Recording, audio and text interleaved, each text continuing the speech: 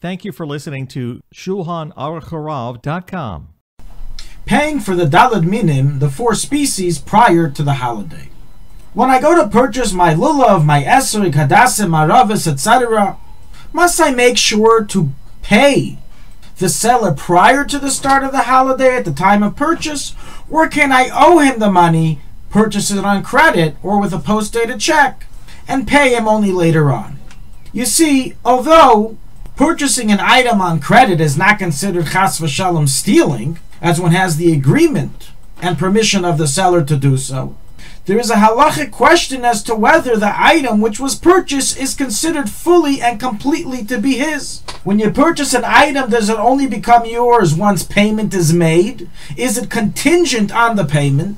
Or the mere fact that you took it, you did mashicha, you already brought it into your property, into your hands, that makes it yours, and the fact that you have to pay later on is an additional detail of the transaction, but does not affect the purchasing power, and it's completely yours. What's the practical ramification? We all know on Sukkot, on the first day in the whole world, and on the first and second day in Chutz La'aretz, you must own the daled minim, it must be yours. If it's not yours, you do not fulfill the mitzvah at all on the first day and second day in diaspora. So the question is asked, if I don't pay him until after the holiday, I agree I didn't steal anything because he agreed for me to pay him later, but is it considered mine? Am I yaitse on the first day of the holiday? So the halacha is like this. Min ha-Torah ma'is kainis. In the laws of kinyanim, of acquisitions, in Choshen Mishpat it's recorded that to make a biblical acquisition, meaning for an acquisition to be valid according to biblical law, you must pay money. And other forms of acquisition are not of biblical validity. The sages came along and enacted that also Meshicha, also receiving the item into your hand and into your property, is also valid. But that's only from a rabbinical perspective. While from a biblical perspective, it remains that if you didn't pay money, it's not yours. And this now created the big question. When I fulfill a mitzvah that requires the item to be owned by me, must I do an acquisition that's of also biblical validity?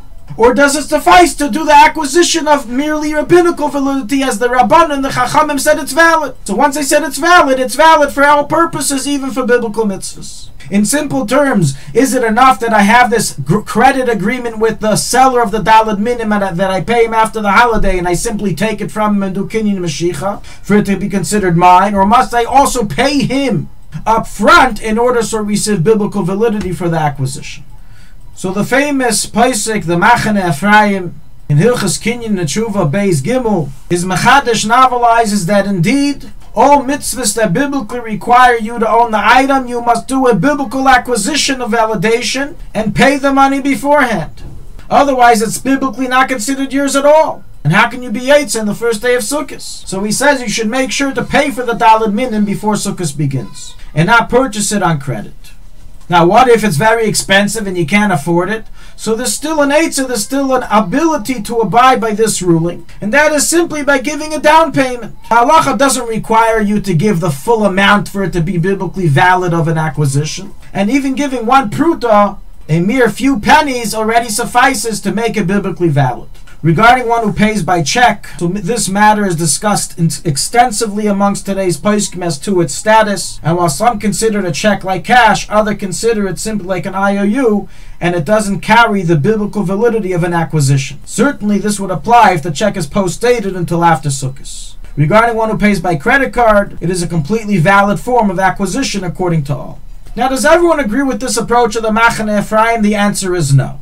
While many prominent Achreinim Poskim record his rulings, such as the Shari Tshuva, the Chidah and Birkei Yosef, and so rules the Mate Ephraim La'alacha, that you must be careful to pay before the Yantif, and so writes the Mishnah Brura to be careful in this. The Stei Chemed, in his Svarim and his Tshuva of Orli, discusses this question in length and concludes, unlike the Machane Ephraim, saying it is not necessary to upfront payment in order for it to be considered yours, and you can owe the person and pay him after Yantif.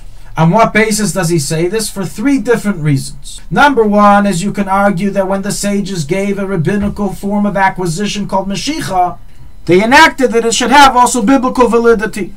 Alternatively, one can argue and say, buying something on credit where you already agreed on the payment price and that you will pay him afterwards is also considered kinyan kesef. It's also considered a form of monetary payment, and it's thus valid even biblically.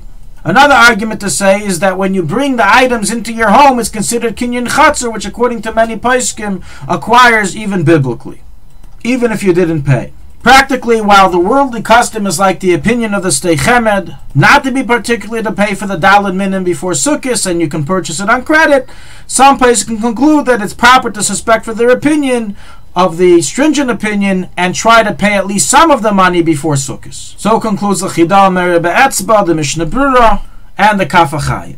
Now, what is the Chabad custom regarding this matter? So it's recorded in a talk of the Rebbe in 1950. That in his first year that he was in the United States, and Rabbi Yisrael Jacobson handed his father-in-law, the Rebbe Rayatz, the Daled Minim for Sukkot, the Rebbe asked his father-in-law to pay for it before Sukkot in order so it be completely his, as we just explained, by the former stringent approach. And the Rebbe Rayatz negated this practice and did not pay until after Sukkot, from which we understand that the Rebbe Rayatz ruled, like the latter approach of the Stei Chemed, that it's not necessary. And practically this is what's recorded in Sefer HaMenhagim, that the Chabad custom is not to be particularly to pay for the Daled Minim before Sukkot. Nonetheless, despite the above, the Rebbe's personal custom was to pay with cash for the Daled Minim before Sukkot as soon as he received them. Although in truth, this indeed was the Rebbe's custom throughout the entire year whenever he received something to pay for it right away. To summarize this halacha, while some poskim require that one pay at least some of the amount of the price of the Daled Minim to the seller before Sukkot begins in order for it to be fully and halachically and biblically considered as his, other poskim argue the worldly custom is not like this opinion to be stringent and to purchase also on credit and be yetzer the first day of Sukkot, and so is the Chabad custom to not be particular in this, although there are many Jews who are particular to be stringent like the first opinion, to make sure that it fully belongs to them, and so was the Rebbe's personal custom to always pay right away for the Daled Minim. Thank you for listening to Shulchanaruchharav.com. Our free services of making Torah knowledge available to the public depends on donors like you. Please help us continue our work through making even a small contribution at Shulchanaruchharav.com under the Daily Halacha Dedication section or in the subscription page. Also, check out our online courses and many sefarim available for purchase that will both enhance your Torah knowledge and help support our work.